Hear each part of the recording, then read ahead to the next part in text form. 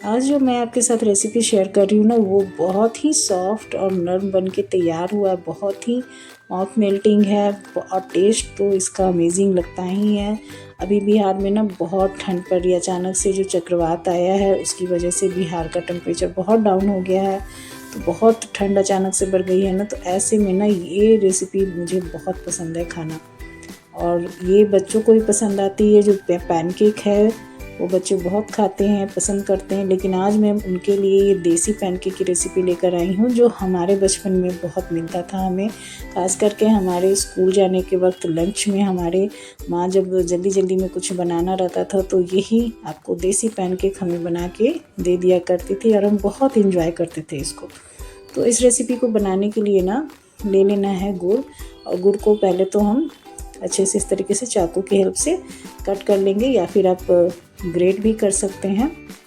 और इस तरीके से आपको इस पे चाकू को चला लेना, ताकि जो छोटे छोटे चंक्स भी हो ना वो आसानी से टूट जाएं, और इस तरह का हमारा गुड़ का चूरा बन जाए, भुर्रा जो कहते हैं वो भुर्रा बन के तैयार हो जाए। तो इसी कटोरी से नाप के मैं सारी चीज़ें लूँगी। तो मैंने आपको इस कटोरी से आपको 1 कटोरी के लगभग, पूरा भरा नहीं है मैंने। अगर आप बहुत मीठा खाते हैं तो पूरा 1 कटोरी भर के गुड़ का चूरा लें। अब इसी कटोरी से मैंने आपको 2 कटोरी गेहूं का आटा लिया है, आधी चम्मच सौंफ और गुड़ के चूरे को इसमें मिक्स करेंगे। तो पहले इसे हमें ड्राई मिक्स कर लेना है। तो अभी मैंने आपको थोड़ा सा गुड़ का चूरा बचा लिया था जो भुर्रा है, तो अभी फिर से जो बचे हुए हैं उसको मैं डाल दे रही हूँ, क्योंकि ना मुझे थोड़ा कम दिख रहा था, लगा कि मीठा नहीं होगा।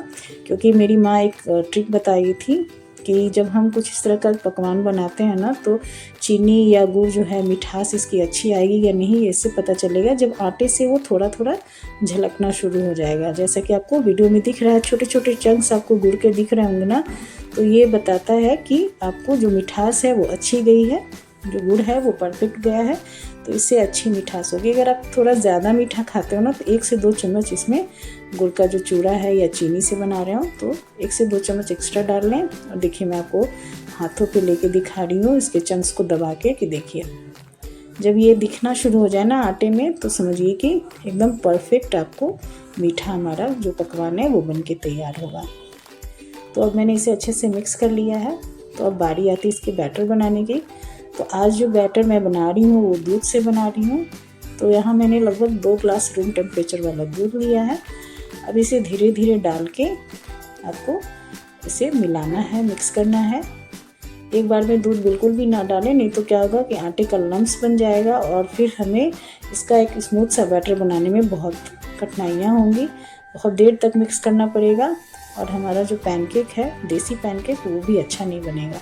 तो ग्रेजुअली इसमें हम दूध मिलाएंगे, और इसका एक थिक सा बैटर हमें तैयार करना है।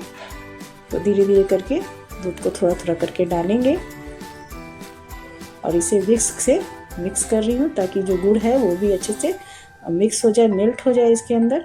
तो अब मैंने लास्ट में ना आपको 2 से 3 चम्मच के लगभग इसमें और दूध लिया है। अब इसे धीरे धीरे मैं मिक्स कर रही हूँ, और जैसे जैसे ये मिक्स करूँगी ना इसका कलर चेंज हो जाएगा, क्योंकि गुड़ जो है वो धीरे धीरे मेल्ट होने लगेगा। तो देखिए अब इसका जो कलर है इस बैटर का डार्क ब्राउन होने लग रहा है। तो जो चंक्स हैं वो भी आपको धीरे धीरे मिक्स हो गए हैं गुड़ का। अब क्या करेंगे कि इसे हम 10 मिनट के लगभग रेस्ट होने के लिए रख देंगे। और ये लगभग मैंने 2 ग्लास दूध लिया था ना, तो ये आपको लगभग आधे गिलास से थोड़ा सा ज़्यादा दूध जो है वो बच गया है। 1.25 ग्लास के लगभग इसमें आपको दूध लग गया है। अब इसे रख देंगे साइड में 10 मिनट के लिए, क्योंकि 10 मिनट में जो थोड़े बहुत जो गुड़ के चंक्स होंगे वो भी मेल्ट हो जाएंगे, थोड़े सॉफ्ट हो जाएंगे। तो इसे अब हम फिर से विस्क से मिक्स कर लेंगे, ताकि जो बचे हुए गुड़ के चंक्स हों वो भी अच्छे से मिक्स हो जाए, ताकि जो हमारा चीला है वो एकदम परफेक्ट बन के तैयार हो। अब इधर क्या करना है कि पैन चढ़ा देंगे। तो ये मेरा बहुत पुराना आपको नॉन स्टिक तवा था, इस पे मैंने आपको रवा डोसा भी बना के दिखाया है। तो पहले मैंने इसे 2 से 3 बार गर्म करके ठंडा कर लिया है। तो इस प्रोसेस को 2 से 3 बार मैंने आपको किया है। उसके बाद इसमें मैं घी डाल के बना रही हूँ।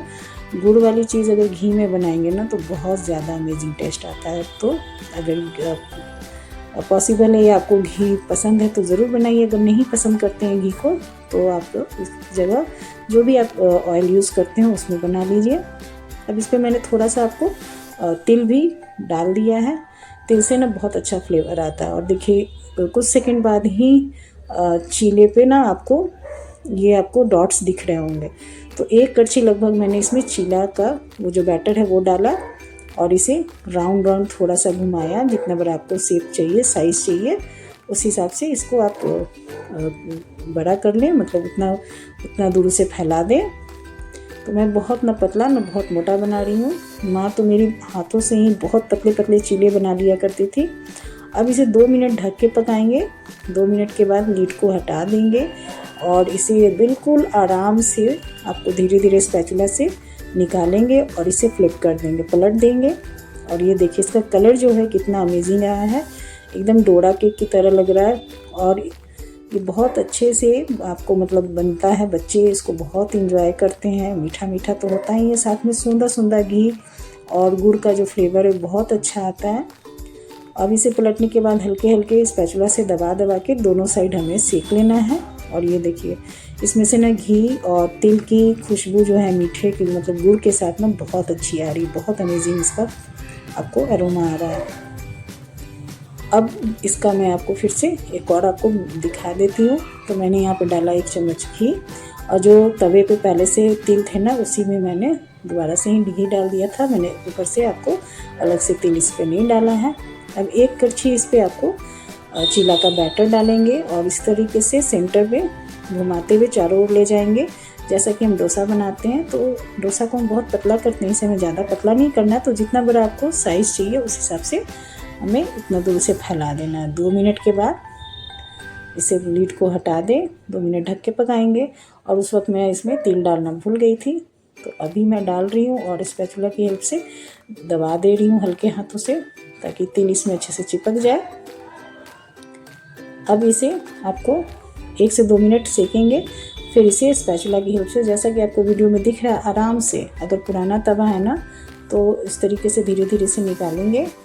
अब इसे पलट दें और देखिए कितना अमेजिंग कलर आ रहा है इसका, बहुत अच्छा कलर आ रहा है। जितना ये देखने में खूबसूरत लग रहा है ना उतना ही इसका टेस्ट भी था, मतलब बहुत मज़ा आ रहा था खाने में। एकदम गर्मा गर्म ये गुड़ वाली चीले खाने में बहुत मज़ा आ रहा था। बच्चों को भी बहुत पसंद आएगा, आप उनके लंच बॉक्स वगैरह में दे सकते हैं।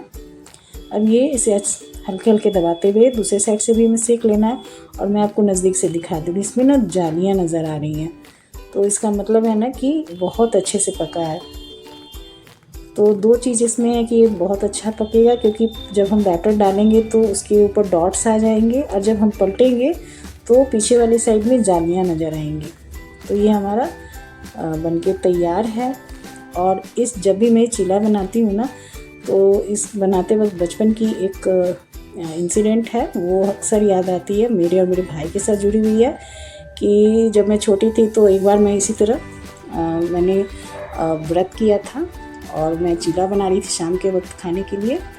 तो वो भी खेल कर आया और उसे भी भूख लगी थी, तो उसने मुझसे मांगा। तो मैंने उस वक्त, क्योंकि मैं तुरंत बनाने ही जा रही थी, तो मैंने उसे कहा कि नहीं अभी नहीं मिलेगा मुझे, पहले पूरा बना लूँगी तब दूँगी, पहले मैं खाऊँगी फिर उसे दूँगी, क्योंकि मैंने व्रत किया था। मगर क्या हुआ कि फ़र्स्ट चीला जो है ना मेरा बिल्कुल ख़राब हो गया। जब मैं उसे निकालने लगी तो वो तवे से चिपक गया। उस वक्त माँ भी नहीं थी, खुद से सब सीखना था। तो फर्स्ट टाइम ट्राई कर रही थी तो नहीं होता, चिपक गया, मुझसे निकला नहीं। तो खुरच के मैंने निकाला और जब वो मतलब खाने लायक रहा नहीं, वो पूरे टुकड़े टुकड़े हो गया था। तो मैंने सोचा इसे फेंकूंगी तो नहीं, मैंने क्या किया कि उसको प्लेट में रखा और जाके उसको दिया, कहा कि तो वो लो खा लो। तो उसने कहा कि नहीं पहले तो तुम्हें खाना है ना। तो मैंने कहा नहीं, पहला वाला जो है ना वो भाई को खाना होता है। और तब का दिन था और आज का दिन है, वो जब भी पटना आता है ना तो इस बात की मतलब इस इंसिडेंट की आपको चर्चा ज़रूर करता है। अब उसकी शादी हो गई है, बच्चे भी हो गए, तो सबको सुनाता है कि तुम्हारी बुआ ऐसे ऐसे करती थी। तो अभी भी इस बात का चर्चा मेरे घर में होता रहता है। जब भी वो आ जाए तो इस बात की चर्चा वो ज़रूर करता है, मेरा मजाक ज़रूर बनाता है। लेकिन कोई नहीं, बचपन की वो छोटी मोटी जो बातें हैं वो आज हमें हंसाती हैं, उस वक्त को याद दिलाती हैं उस वक्त का। उम्मीद करती हूँ मेरी आज की ये गुड़ वाली चीले की रेसिपी आप सबको बहुत पसंद आई होगी। तो प्लीज़ ट्राई कीजिएगा। मिलती हूँ अपने नेक्स्ट वीडियो में। Have a great day. Thank you.